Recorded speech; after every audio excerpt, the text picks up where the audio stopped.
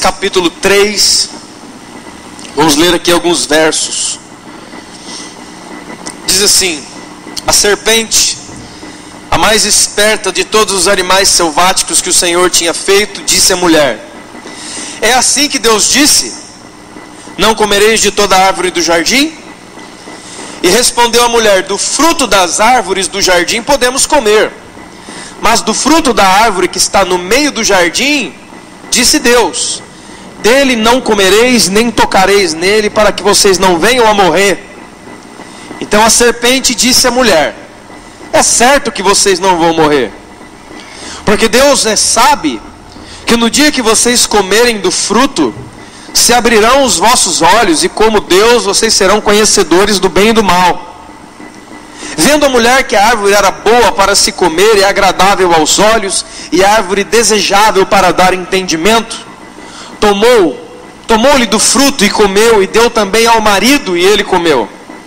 Abriram-se então os olhos de ambos, e percebendo que estavam nus, cozinharam folhas de figueira e fizeram cintas para si mesmos. Quando ouviram a voz do Senhor Deus, que andava no jardim na viração do dia, esconderam-se da presença do Senhor, o homem e a sua mulher, entre as árvores do jardim. E chamou o Senhor Deus ao homem e lhe perguntou: onde é que você está? Onde estás? E ele respondeu: eu ouvi a sua voz no jardim, e porque estava nu, eu tive medo, e eu me escondi. E perguntou-lhe o Senhor: quem te fez saber que estava nu? Comeste da árvore que eu ordenei que não comesses? Então disse o homem: a mulher que me deste por esposa me deu da árvore e eu comi. E disse o Senhor à mulher: o que é isso que você fez? E respondeu a mulher: a serpente que me enganou e eu comi. Então o Senhor disse à serpente: visto isto que fizeste, maldita é entre todos os animais domésticos, e és entre todos os animais selváticos. Rastejará sobre o teu ventre e comerá o pó todos os dias da sua vida. Porém inimizade entre ti e a mulher, entre a tua descendência e o seu descendente. Este te ferirá a cabeça, e tu lhe ferirá o calcanhar. E a mulher disse: multiplicarei sobremodo os sofrimentos da tua gravidez, em meio de dores dará à luz a filhos, e o teu desejo será para o teu marido, e ele te governará. E a Adão disse: visto que você ouviu a voz da sua mulher e comeu da árvore que eu ordenara que não comesse, maldita é a terra por tua causa. Em cansaços e fadiga obterá o sustento durante o dia da tua vida. Ela produzirá também cardos e abrolhos, e tu comerás a erva do campo. No suor do teu rosto comerá o teu pão, até que você volte à terra, porque dela foi formado, porque tu és pó, e ao pó retornará. Amém? Pai, no nome do Senhor Jesus, nos ajuda nessa noite, Senhor. Não deixa, Deus, coisa alguma, nem ninguém tomar a semente da tua palavra. Que ela caia em boa terra, no coração de cada filho, de cada filha nessa noite, em nome de Jesus, e produza frutos de arrependimento, frutos de transformação, para a glória única e exclusiva do Senhor Jesus, em nome do Pai, do Filho e do Espírito Santo. Nós estamos, você sabe, a esses domingos, nesses domingos temos falado sobre fortalezas espirituais, fortalezas da alma. Nós já lemos e vamos relembrar nessa noite de novo o que o apóstolo Paulo diz em 2 Coríntios capítulo 10, quando ele diz que as nossas armas não podem ser armas humanas, mas precisam ser armas poderosas que vêm de Deus, para a destruição das fortalezas. Como é que se destrói a fortaleza? Anulando o poder dos sofismas. O que é um sofisma? O sofisma é uma mentira que parece muito com uma verdade. É uma ideia muito boa, muito bíblica, muitas vezes, muito certa, muito coerente, muito perspicaz, que alguém tem, ou diz, ou ensina, e as outras pessoas falam, nossa, é mesmo, é isso aí mesmo, e sem discernimento, e sem conhecer a palavra de Deus, aceitam, vão aceitando, e uma fortaleza vai se construindo dentro da nossa mente, formando novas linhas de pensamento, novas linhas de se ver o mundo, novas linhas de se ver, novas maneiras de se ver o outro. Deus,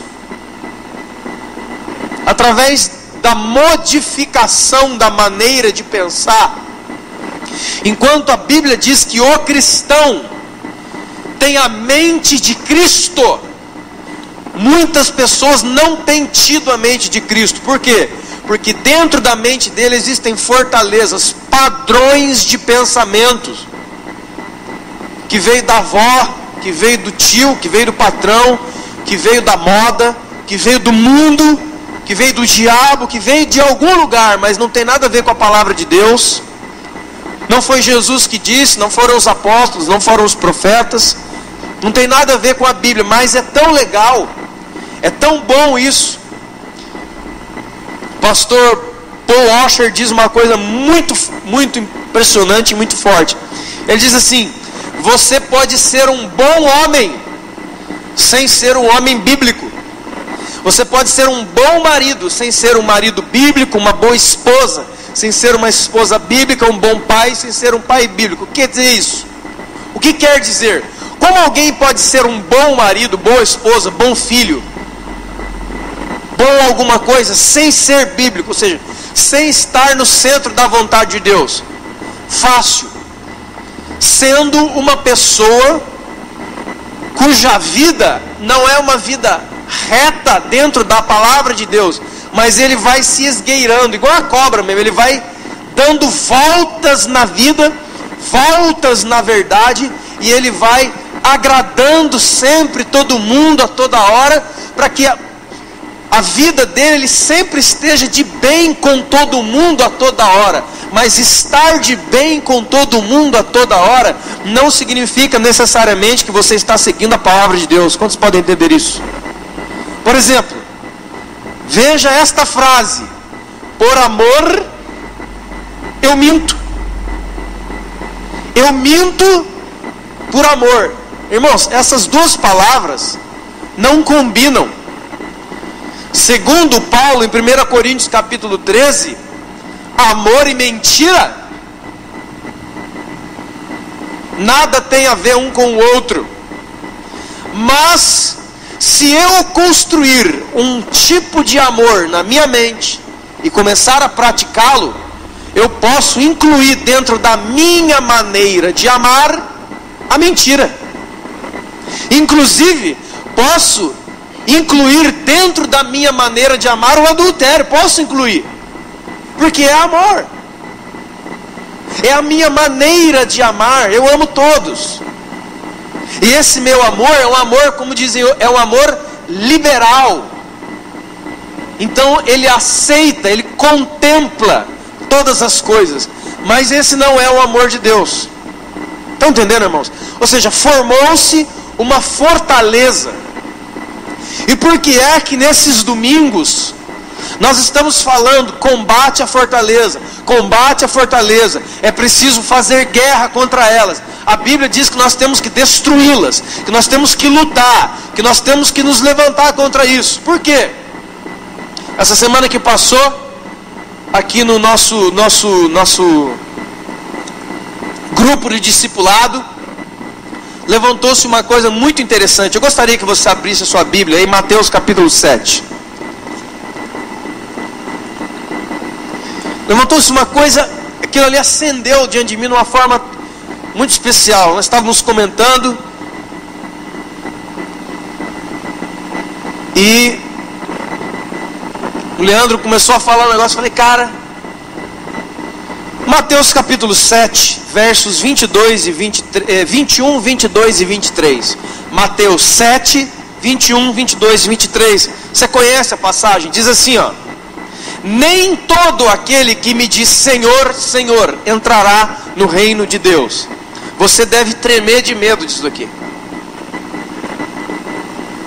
Mas o que é que Jesus disse sobre alguém que vai ser salvo? Está aqui, ó. Quem é que vai ser salvo? Todo aquele que faz a vontade do meu Pai que está no céu. Então, se você quer saber se você vai ou não, é só você responder essa pergunta sinceramente, sem fortaleza. Amém? Depois ele diz: porque muitas pessoas naquele dia me dirão, Senhor, Senhor, em teu nome profetizamos. Escute, isso aqui é dom espiritual isso aqui. Em seu nome profetizamos, em seu nome expulsamos demônios, e em seu nome fizemos milagres. Contudo, eu, diz o Senhor, direi abertamente a vocês: eu não conheço vocês. Afastem-se de mim, apartem-se de mim. Sabe o que é o mais interessante aqui, irmãos? O mais interessante é que essas pessoas chegaram diante de Jesus com extrema confiança na sua salvação. Eles chegaram por cima, vamos dizer assim, né? Eles não chegaram, Senhor, tem de misericórdia de nós, porque conhecemos a nossa estrutura. Senhor, eles não chegaram acessando a misericórdia de Deus, o perdão de Deus, a bondade de Deus, não chegaram. Eles chegaram chamando Jesus de Senhor. Senhor, nós vamos ser salvos, né? O nosso nome está aí no livro da vida. A gente já chegou pronto para a boda do Cordeiro. A gente já está entrando. E Jesus botou a mão no peito deles e falou: vocês não vão entrar aqui. E aí, eles reportam, eles acessam a memória da vida. Mas espera aí, Senhor, deve estar tendo algum engano. Como que nós não estamos salvos? Que isso? Nós fizemos muitas coisas em teu nome. Nós profetizamos, nós expulsamos demônios, nós fizemos coisas, nós pregamos, nós cantamos, nós dançamos, nós evangelizamos. Senhor, a minha vida eu tive dentro da igreja, então eu tenho certeza que eu estou salvo. Não é? Não. O seu nome não consta. Mas como? Não é possível. Então essas pessoas que chegaram, ou que chegarão, eles tinham plena certeza de que eles estavam salvos. Por isso que eles chegaram assim, quase numa contra-argumentação com Jesus, dizendo: cara, não é possível, nós trabalhamos, nós fizemos um monte de coisa, que isso? Que isso? Como é que o nosso nome não está? E Jesus fala: eu não conheço vocês. Olha, irmão, deixa eu dizer uma coisa. Eu tenho para mim que esse trecho, esses 3 versículos da Escritura, são os versículos que todos nós devemos pensar bem neles e orar por eles, orar em cima da realidade neles apresentada sempre. Porque talvez muitas pessoas, se não todos, a gente é tomado por essa certeza do já ganhou.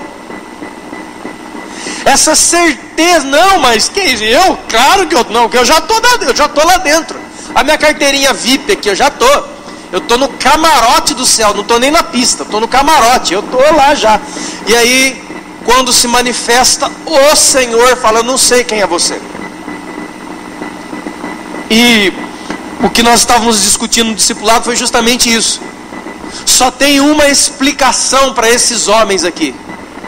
Eles eram possuídos em vida de uma certeza que estavam salvos, embasado naquilo que eles faziam, naquilo que eles apresentavam. Só que quando chegou diante de Jesus, que é o Senhor, falou: não, você não é não, você não está aqui não. Essa certeza, esse tipo de pensamento, essa certeza, sem ter verdadeiramente, é justamente a fortaleza. A fortaleza, nós poderíamos falar aqui que era a fortaleza do ativismo. Porque eu faço um monte de coisa, significa que eu estou salvo. Não, não significa. A grande maioria das pessoas, irmãos, na igreja de hoje tem trocado a santificação pelas atividades eclesiásticas, coisa de igreja. Eu faço isso, de segunda a segunda eu estou aí, etc e tal. Em nenhum canto da Escritura isso é contemplado. Inclusive em Efésios 2, 8 e 9, o apóstolo Paulo diz que ninguém será salvo por obras, para que ninguém se glorie diante de Deus, dizendo: não foi você que me salvou, foi o que eu fiz. Isso não é doutrina cristã, isso é doutrina espírita.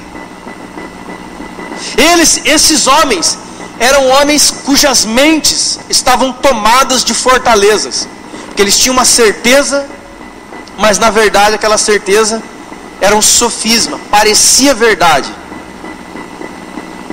Se você e eu não combatermos através das armas espirituais dadas pelo Espírito Santo a todos os crentes, para discernirem o mal, perceberem verdade de mentira e coisas assim, você tem uma grande chance de ser uma dessas pessoas, que vai chegar todo mundo apresentando diante de Jesus o que Jesus não quer ver. Porque enquanto eles falam de obras que todos viam, Jesus fala: mas eu olho lá no interior da tua alma, e está cheio de iniquidade aí. O que é iniquidade? Rapidamente falando, é o pecado interior. É o pecado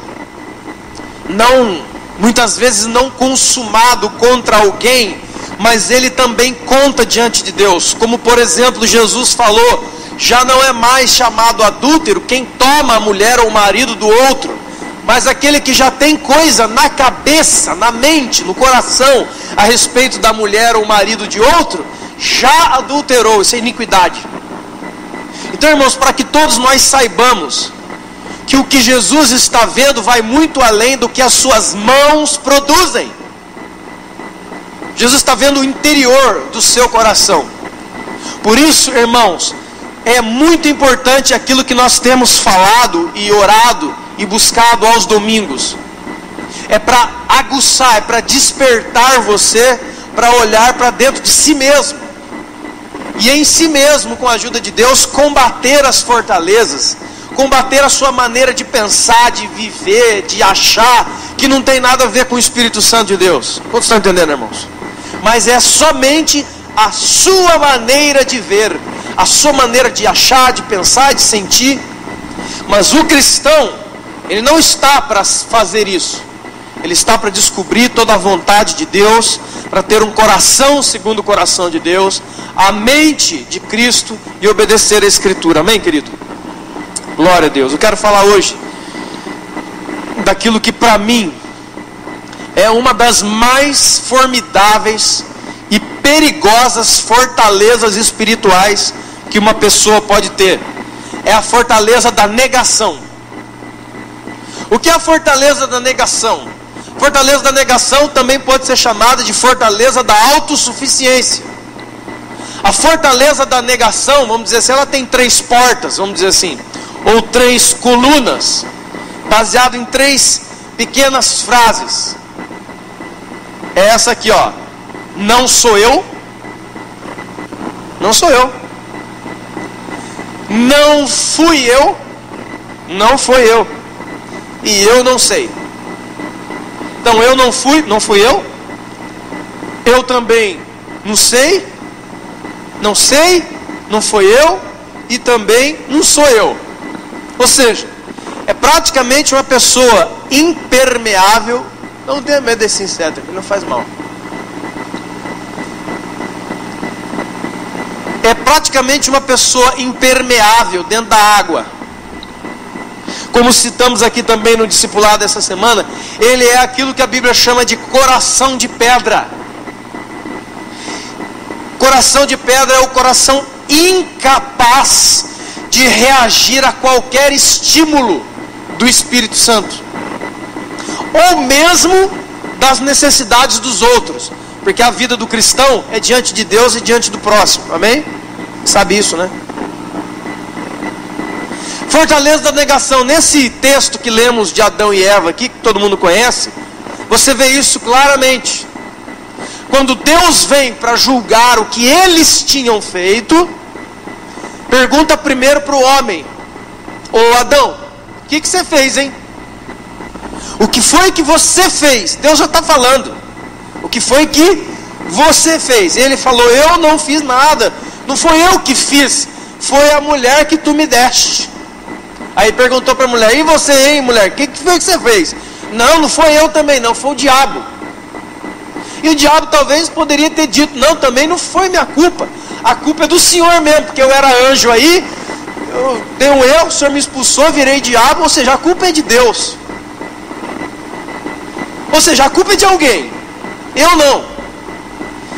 Este tipo de fortaleza, este tipo de raciocínio, esse tipo de vida, escute o que eu vou te dizer, irmãos.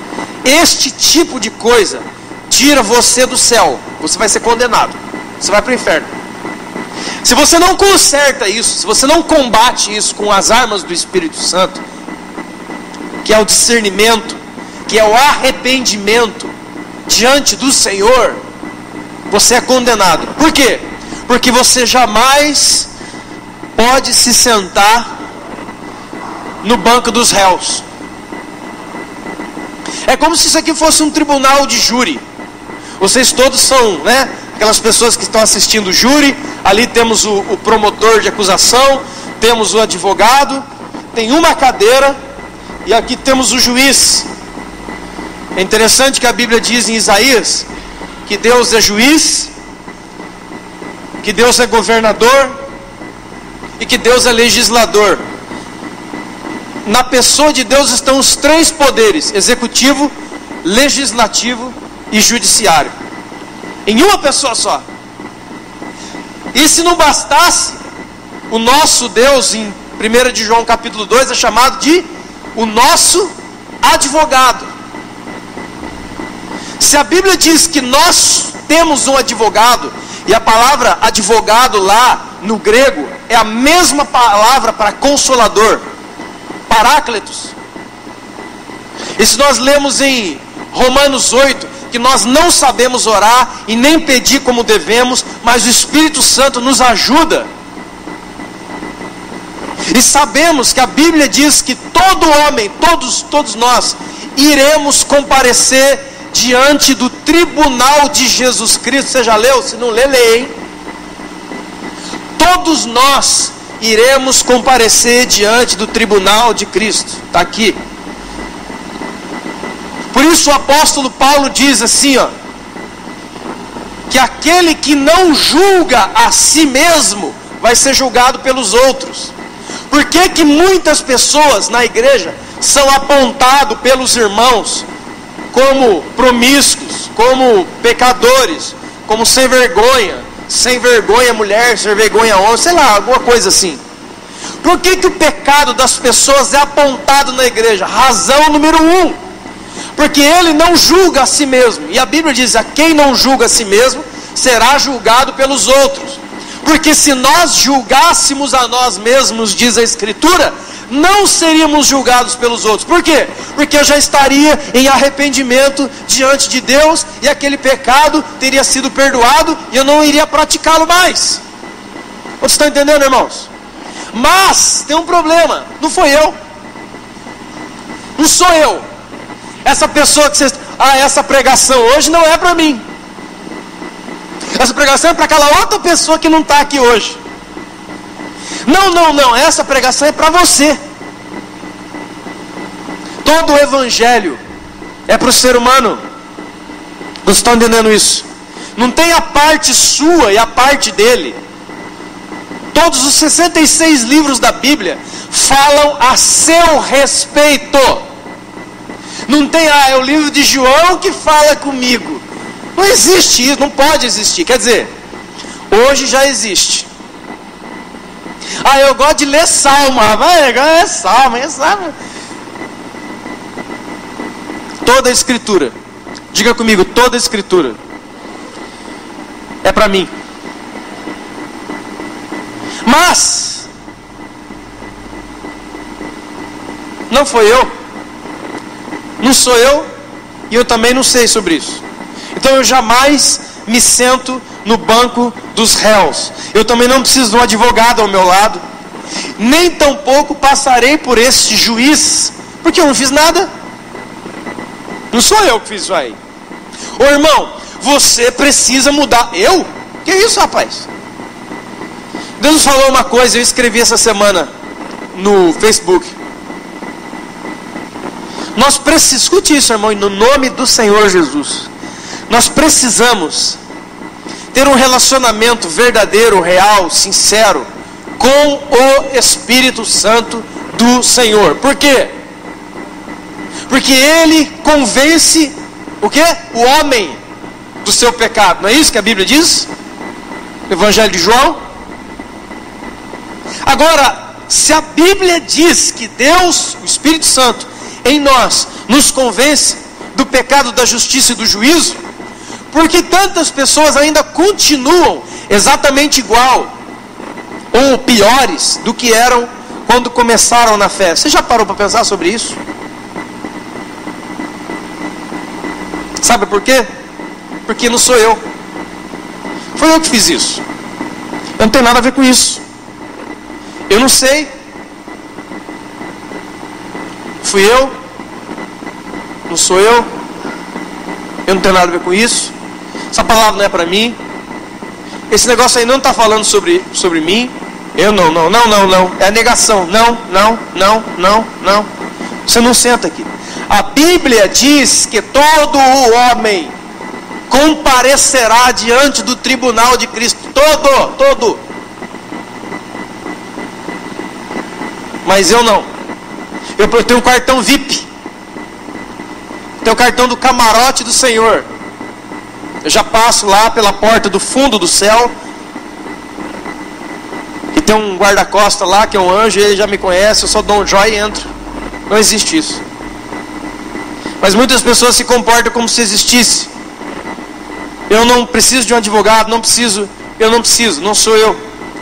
Pessoas assim, o que é que acontece com gente assim? Mateus 24:12, Jesus diz assim, ó: por se multiplicar a iniquidade, o amor de muitos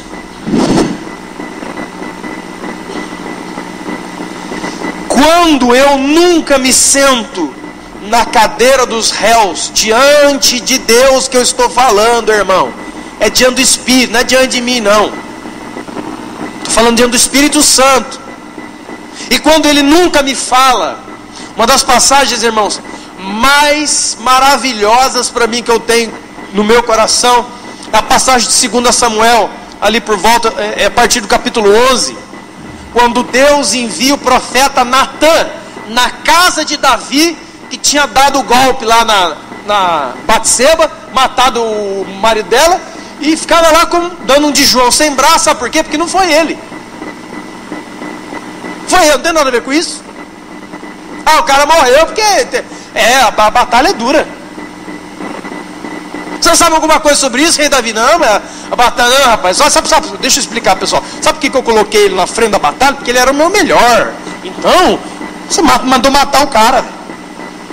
Não, eu não, que isso? Eu queria, na verdade, promovê-lo. Mas aconteceu um acidente, né?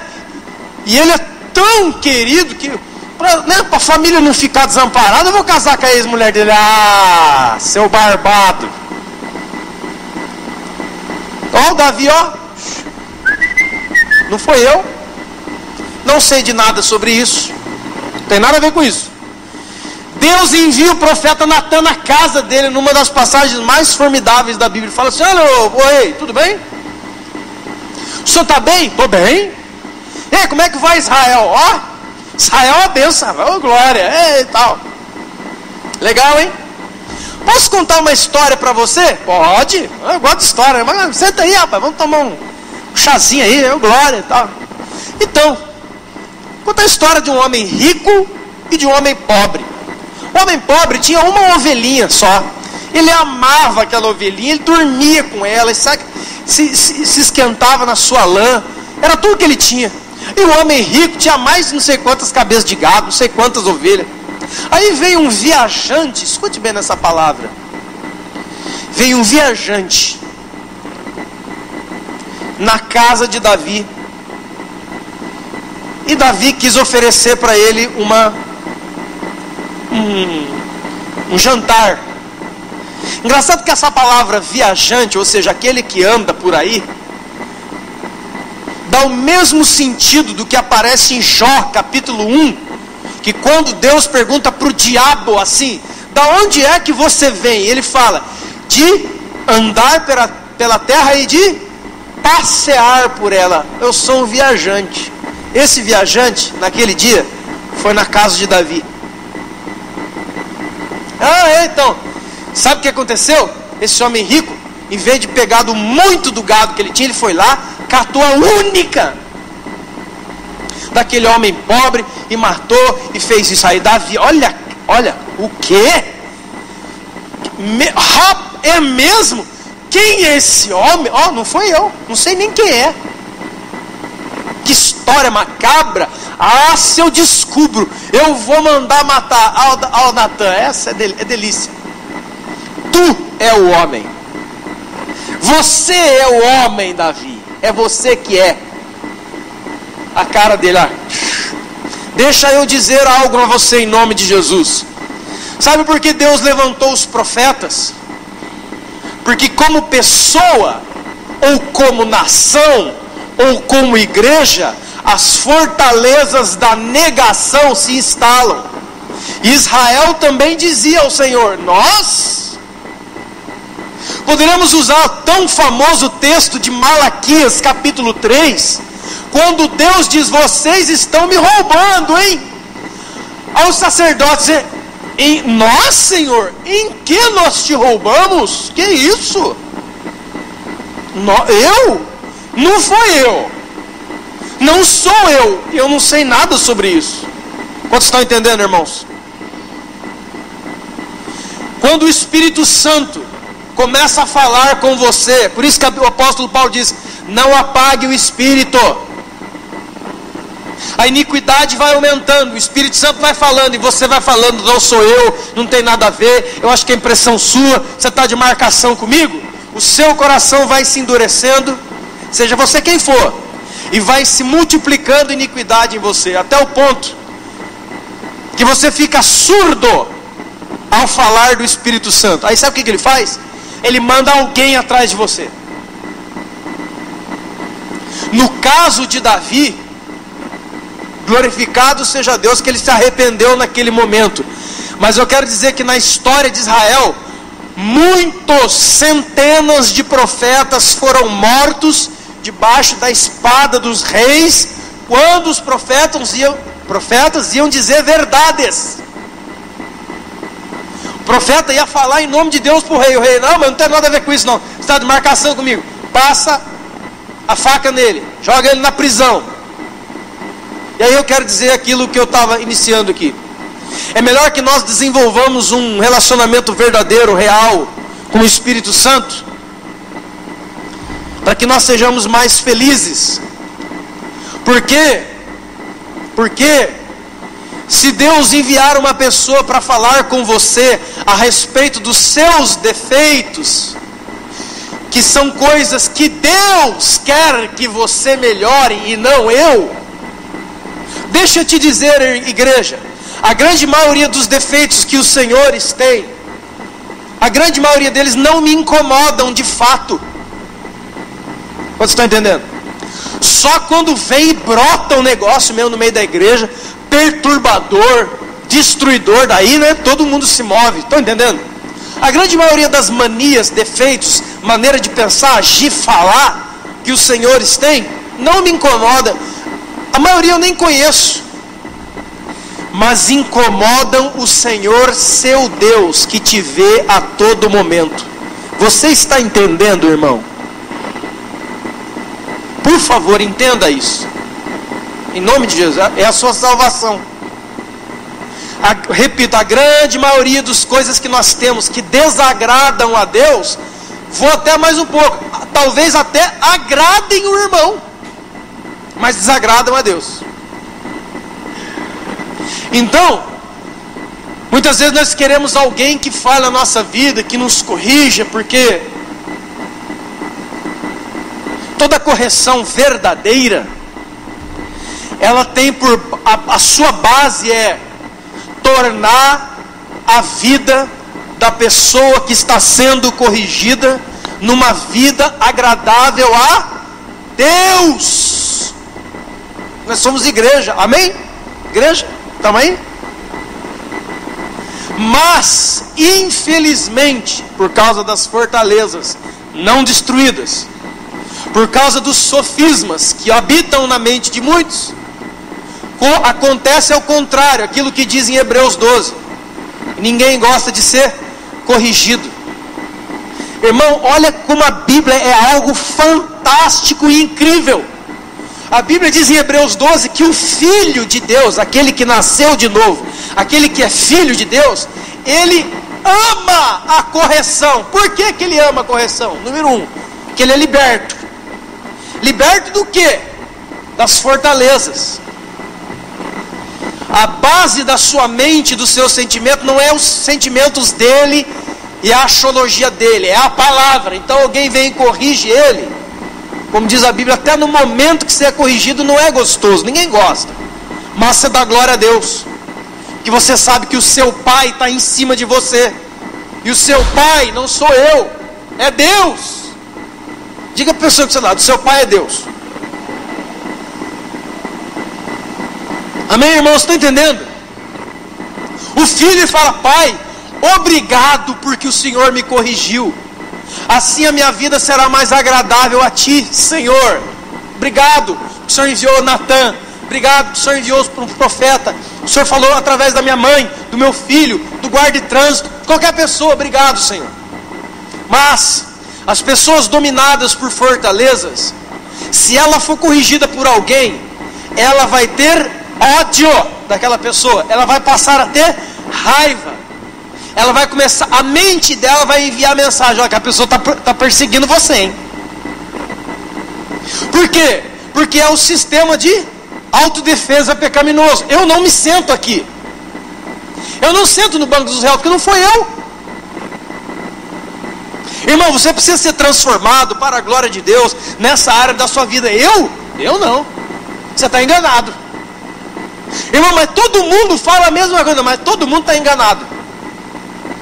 Mas o Espírito Santo da Bíblia está dizendo: não, a Bíblia também está enganada, não sou eu. Você está enganado. Quem está enganado é você, não sou eu. Eu não faço isso, eu não penso isso, eu não digo isso. Quantos estão entendendo, irmãos? Não sou eu. Escute só, não sou eu, ou seja, não sou responsável por nada nem ninguém à minha volta. Não sou eu. Isso não tem nada a ver comigo. Essa palavra não é para mim.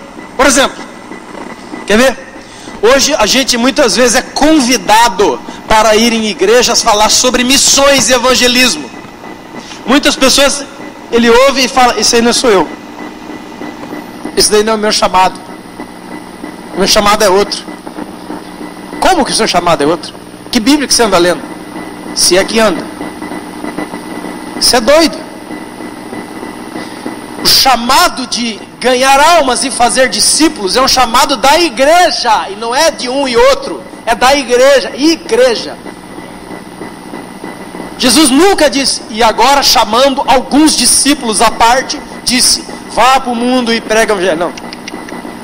Jesus disse à igreja dos séculos vindouros: vocês têm uma missão: ganhar almas, discipular, batizar em nome do Pai, do Filho e do Espírito Santo, e ensinar todo mundo a guardar as coisas do reino de Deus. Essa é a missão da igreja. Aí tem gente que fala: isso não é comigo não, essa não é a minha responsabilidade, eu não tenho nada a ver com isso. Da onde está partindo esta mensagem? Do evangelho ou de uma zona de conforto humano que aquela pessoa gerou dentro da fortaleza, para dizer assim para ele: ó, rapaz, você vai se meter com esse negócio de evangelismo? Você vai se meter no negócio de falar de Jesus para os outros? Você vai se meter no negócio de mandar oferta lá para não sei que você nem conhece quem são essas pessoas, e coisas desse tipo, sabe? Desculpa. Negação, a fortaleza emitindo. É muito interessante o que acontece em Gênesis capítulo 4, versículo 8 e 9, a história famosa de Abel e Caim, Caim e Abel, os dois irmãos, primeiro homicídio.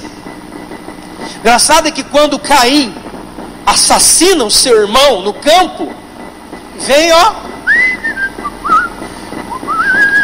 embora tranquilo. Ele não fala nada, é Deus, igual ao pai dele, é Deus que o busca. Ei, e faz a seguinte pergunta, escute bem: aonde é que está o seu irmão? Sabe o que é que Caim fala? Por acaso eu sou o guardador do meu irmão? Por acaso eu sou responsável pelo meu irmão e Deus é? Olha para a pessoa que está do seu lado. Olha para trás, para frente, olha para mim, olha para todo lugar. Você é filho de Deus? Você nasceu do Espírito Santo? Você é de Jesus? É? Então sabe que você tem um pai, diz a Bíblia, e todos nós somos o quê? Irmãos. Jesus disse: só há um pai, e todos os outros são irmãos. E a pergunta que Deus fez a Caim, faz hoje: aonde é que está o seu irmão? Por que é que você não está cuidando do seu irmão? Por que você não dá a mínima para o seu irmão? Aí é sua mente, mas eu não. Não, eu não. Por acaso eu tenho responsabilidade com o meu irmão? Se você é igreja, tem. E não é só o que você vê, não. Os irmãos que você não vê, não pode tatear, não pode tocar, que estão na África, na Índia, no Japão, na Rússia, na China, no Polo Norte, também são suas responsabilidades. Não, que? Mas como? Orando por eles. Veja a pergunta de Deus: aonde é que está o seu irmão? Por acaso eu tenho responsabilidade sobre ele? Não sou eu. Eu não tenho, não. Acho que você tinha que ter perguntado para um anjo, para o querubim. Eu? Não sou eu o guardador do meu irmão. Não sou eu o guardador do meu irmão. Eu não tenho responsabilidade com ele. Eu não tenho responsabilidade com a igreja. Não sou eu que tenho responsabilidade. A responsabilidade da igreja é do pastor e dos líderes. Errado. Toda a responsabilidade da igreja é de todos os filhos de Deus que a compõem. Você tem obrigação de orar pela igreja, orar pelos seus irmãos, não somente dessa congregação, mas de todas as outras. Você tem, isso aqui é cristão. Eu acho que não. Não é você, né? Desculpa, irmão, não é você essa palavra. Acho que não é com você. Eu quero falar com cristãos. Cristãos vão me entender. Está entendendo, irmãos? Segunda, não fui eu. Não sou responsável por ações e atitudes. Não fui eu. Por que isso está deste jeito? É culpa do meu marido. Se eu quero dizer, pastor, que não sou eu, hein? É ele. Você tem que conhecer esse homem. Não sou eu, pastor, é a mulher. Lembra? É a mulher que tu me deste, é o homem que tu me deste, é o diabo que você mandou, é alguém. Ou seja, quer dizer então, irmão, que a tua vida é fruto de consequência da vida dos outros. É assim que você vai viver. Você está frito, cara. Como diz um velho ditado aí, você tem que fazer a sua história, o seu caminho, falando do trilhar da nossa vida. Alguém poderia dizer que é ladrão, que rouba, ou que está passando necessidade numa comunidade carente da cidade, porque nasceu sem pai e sem mãe. Gente, eu não conheci o meu pai. Apaguem as luzes. Foco em mim. Agora eu quero contar a história da choradeira. Gente, vocês não conhecem a história. Não, você não conhece. Aí começa. Nunca vi papai. Mamãe, também nunca vi. Olha, fui criado com um tio que, quando descobri, na verdade era meu primo. E com uma avó que descobri que na verdade era minha meia-irmã. Cara, chega. A Fortaleza manda uma mensagem: você é um cuidado. Sabe por que você está assim? Não é culpa sua. Sai dessa cadeira da responsabilidade pela sua vida e toca aquela música do macumbeiro lá, ó. Deixa a vida me levar. Isso vai levar para o inferno, para destruição, infelicidade e tantas outras coisas. Por quê? Porque eu não sou responsável pela minha vida. Não fui eu. Sabe por que eu estou assim, irmão? Porque eu nunca estudei. Por que você nunca estudou? Ah, cara, vou contar minha vida para você chora. Fuga. Você teve uma vida difícil? Parabéns. Você é exatamente igual à grande maioria dos seres humanos sobre a terra. Chega de lamúria. Chega de se esconder atrás da autocomiseração. Porque eu não sei de onde eu nasci. Eu nasci numa cidade. Então por isso eu sou o que sou hoje. Porque o mundo conspirou contra mim. Mentira. Essa é a voz que diz: não sou eu. Não, ou melhor, não fui eu. Por que você é assim, irmão? Ah, sabe por quê? Em casa tinha muita briga. Então sou uma pessoa nervosa porque em casa tinha muita briga.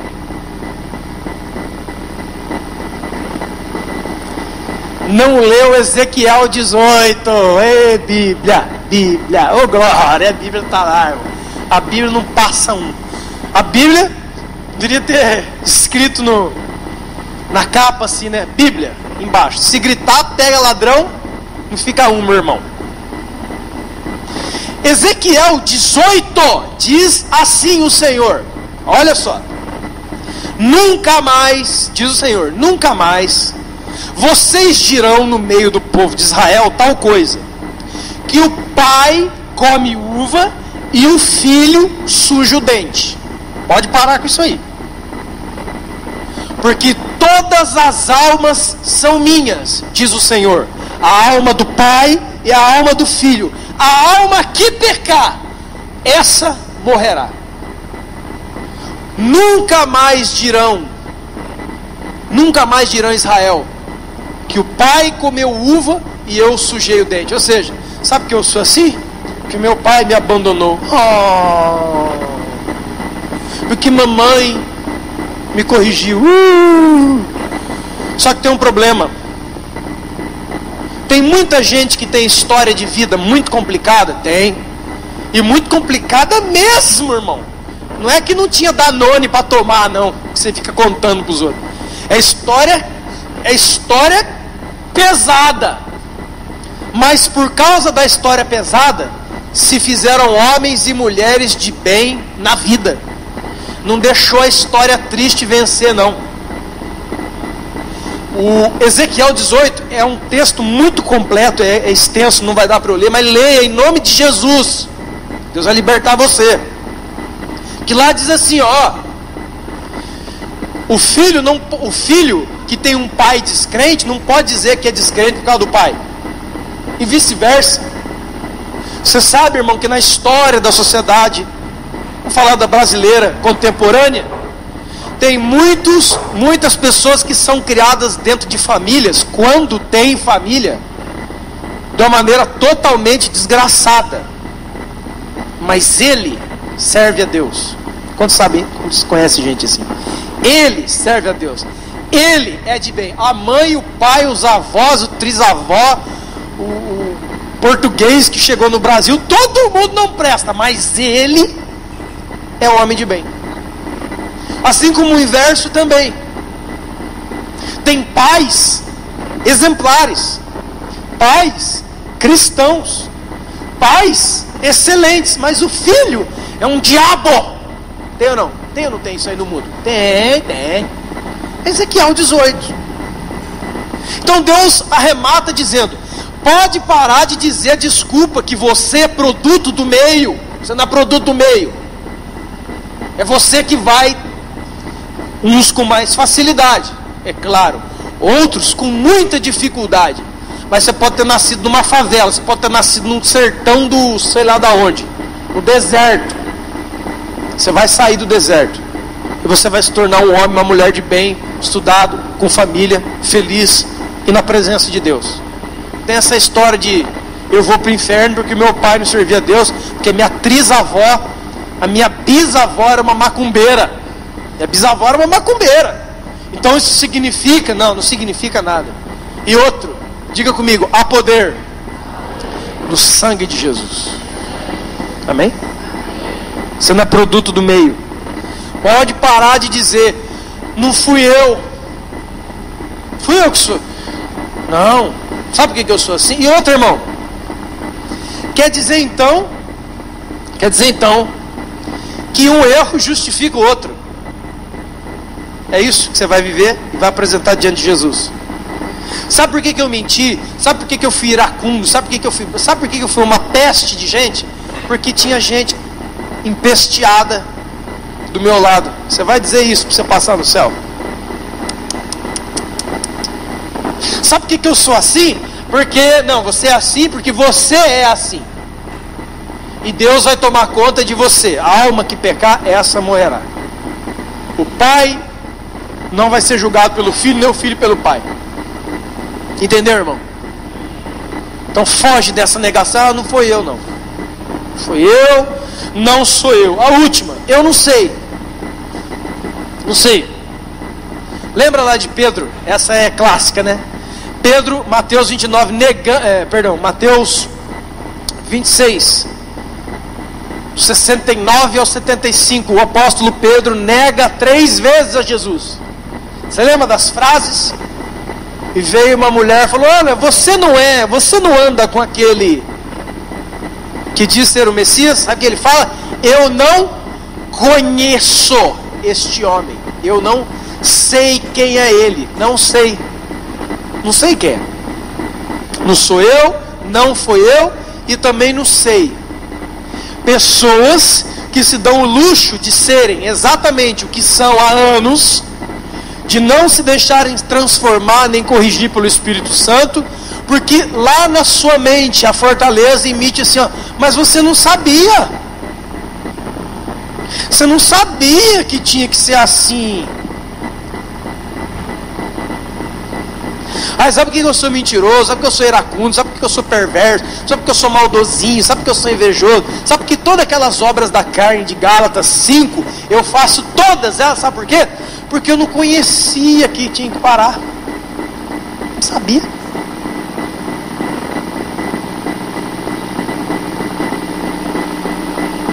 Você sabia? Aí sabe por que eu estou vivendo essa vida totalmente contra o Evangelho? Eu não sabia. Olha, você tem que perdoar. Ai, você não sabia. Você tem que amar até o inimigo. Até o inimigo? É. Nossa, eu nunca tinha lido. Nossa, que bonita mesmo. Olha, agora que eu vi, viu?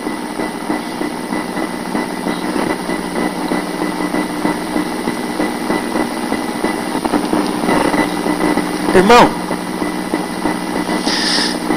você está entendendo que a fortaleza da negação vai encher você de pecados? E o pior, você vai pensar que não tem nenhum, que é tudo bênção, que está tudo certo. Sabe por quê? Porque você não sabia, que não foi você, e porque eu não tinha nada a ver com isso. Sabe por que eu saí da igreja? Vou contar para vocês, gente, olha. Sabe por que eu estou assim?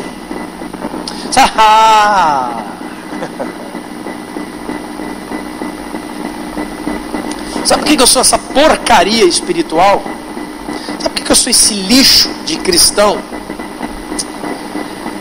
Porque, ó, gente, vou até contar, ó.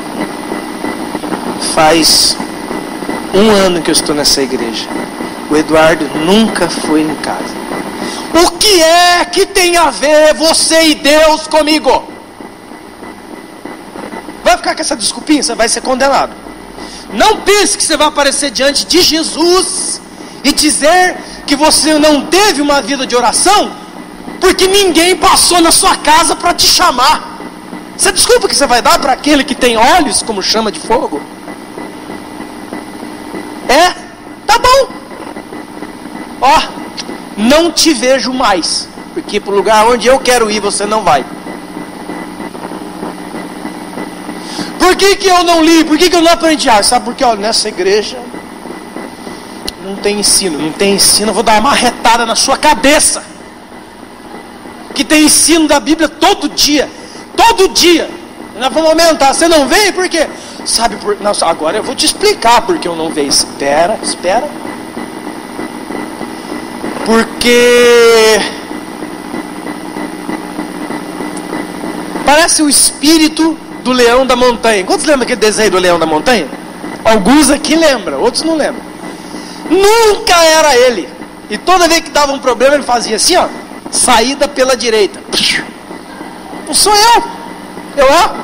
É a fuga, é a negação, é a autojustificação. Por que eu não cresci? Porque ninguém foi em casa. O que tem a ver, irmão? Acha, pelo amor de Deus, onde que está escrito isso? O seu crescimento espiritual depende de você e do Espírito Santo. Se você não luta por você, talvez ninguém vá fazer isso. Porque a maior luta travada e a maior vitória já vencida foi Jesus mesmo que veio e abriu o caminho, rasgou o véu do alto a baixo e falou: qualquer um pode entrar na minha presença. Hebreus capítulo 10, versículo 19, através do novo e vivo caminho, debaixo do sangue, você pode entrar onde só os sumos sacerdotes podiam entrar. Hoje não, todo mundo pode entrar. Você não precisa ir a Jerusalém, você não precisa ir lá e ter um templo, não. Você vai no seu quarto, fecha a porta e entra na presença do Eterno. Mas nós não fazemos isso, por quê? Porque não foi eu. Que ninguém passou em casa. Que choveu. Ô, irmão, nós não estamos na época do dilúvio. Talvez choveu hoje, mas faz 3 meses que você não vem orar, estudar, congregar e ver os seus irmãos. Nós não estamos no dilúvio de 40 dias, 120 dias dentro da arca. Não, choveu, parou lá, voltou. Amanhã se fizer sol tem içá. É uma benção.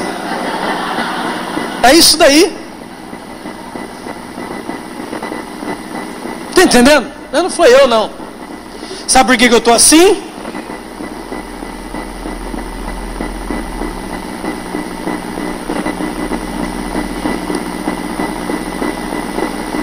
Você precisa do advogado. Sabia disso? O nome dele é Jesus.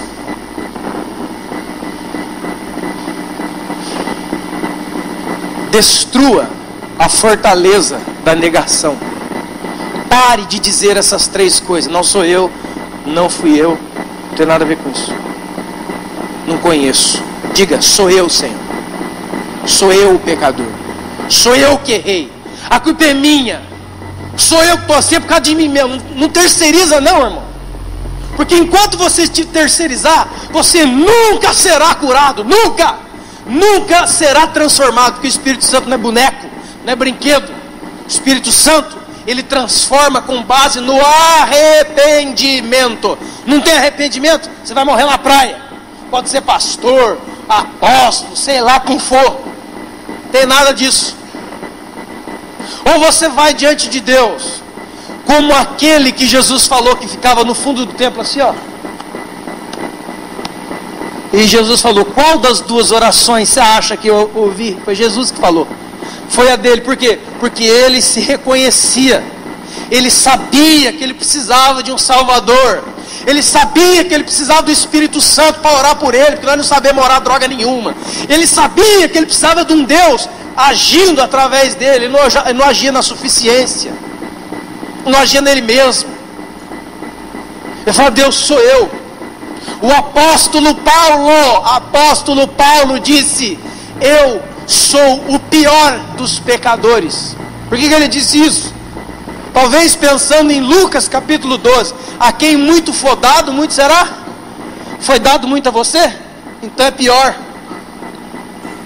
Ele não entrava lá: Senhor, sabe que eu estou assim por causa dele? Não, eu estou assim por causa de mim. Porque Jesus caiu do meu caminhão lá atrás, ó. O meu problema, o seu problema é comunhão com Deus, não é irmão, não. Ai, não, olha, irmão, não faria sentido Jesus Cristo dizer assim: se o tema ferir a tua face direita, ou a esquerda, dá a direita, ou as duas, sei lá onde que vai ferir. Quem consegue fazer isso? Ninguém. Que isso? Que absurdo. Suportai-vos uns aos outros. Eu não. A grande maioria das pessoas que estão na igreja hoje não suportam nada. Nada. Ele não suporta nenhuma dificuldade. Nada. Sabendo que nós estamos na igreja por amor a quem? Jesus. Então eu quero encerrar com o texto que eu te recomendo para a sua vida, de Filipenses capítulo 2, a partir do versículo 5, que diz assim: tende em vocês mesmos o mesmo sentimento que houve em Cristo Jesus. Você já leu? Olha lá. Que a si mesmo se esvaziou. Olha, irmão, enquanto nós somos os culpados de muitas coisas, só tem uma pessoa que não tem culpa nenhuma. Nunca teve, nem nunca terá. Sabe qual é o nome dele? Jesus. Sabe o que a única pessoa que não tem culpa nenhuma fez por nós? Ele veio, assumiu a culpa e disse: faz isso vocês também. A missão da vida de um cristão não é ser igual a Jesus, não é ser transformado pelo Espírito de glória em glória na imagem do Filho. Não é isso que a Bíblia diz? É. Então como é que vai ser? Assume. Chama no peito: não sou eu. Porque a única maneira que você tem de entrar na presença de Deus e acessar o favor de Deus é parar de terceirizar as coisas e falar: foi eu, sou eu, e eu já sabia. Te coloque de pé em nome de Jesus.